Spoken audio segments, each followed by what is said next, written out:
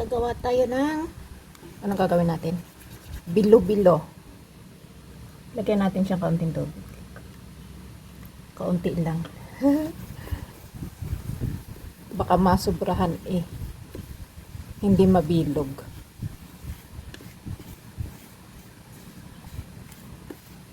Kasi ang sabi, kuwan kasi ito eh, binili ko itong powder. Tapos ang nakalagay doon sa instruction, 50 cc na water ang ilalagay. Eh, wala akong, hindi sa wala.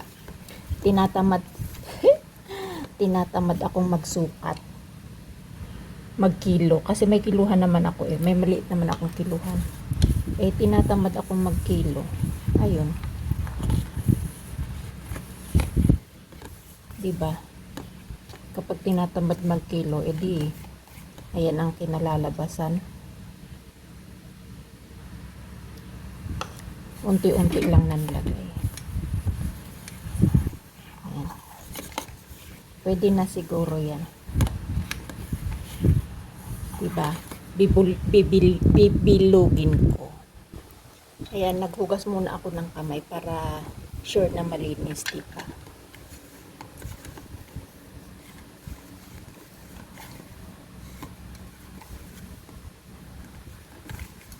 Kailangan natin siyang yung magsama-sama sila. Diba?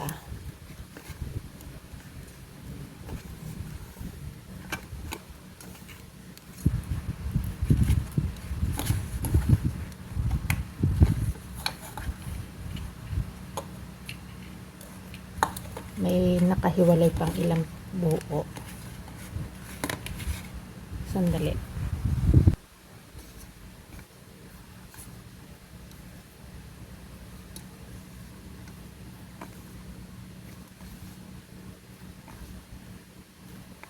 Kailangan tutok na tutok sa akin ang electric fan kasi mainit. Pawisan ako.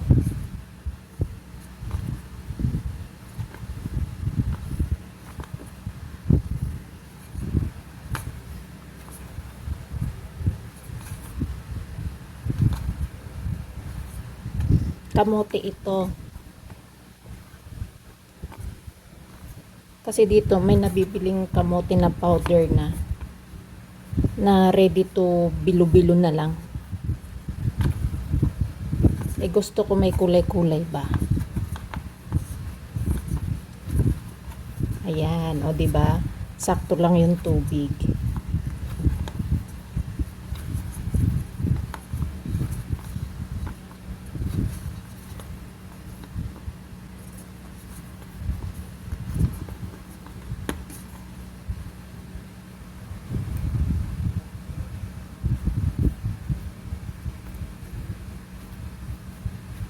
Maganda yan, yung hindi na siya dumidikit sa kamay kapag kayoong gagawin na siya. Yan.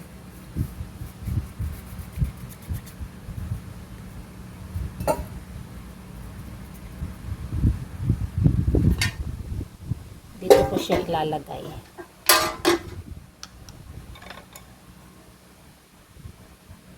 Bilugin ko siya. Ayaw ko nung sobrang lalaking bilog. Gusto ko maliit-liit na bilog. Yan, ganito lang. Gusto ko ganito lang. Oh. Ayaw ko nung sobrang laki.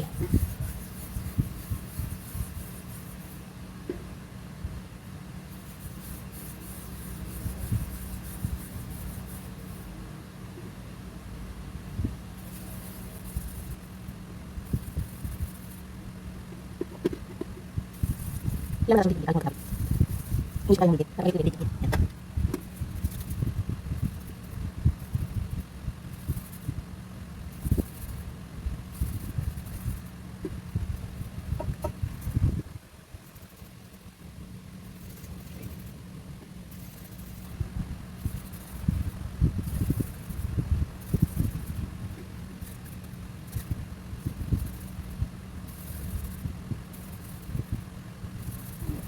Lagi mo lang.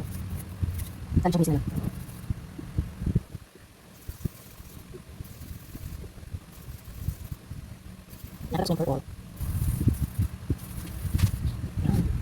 Ito, parehas din ito ng kulay ubi. Ganon din ang proseso niya. Kaya lang ito, medyo mas konti dapat ang tubig nito. 40 cc lang dapat ang water niya para magkasya siya at nang hindi malambot.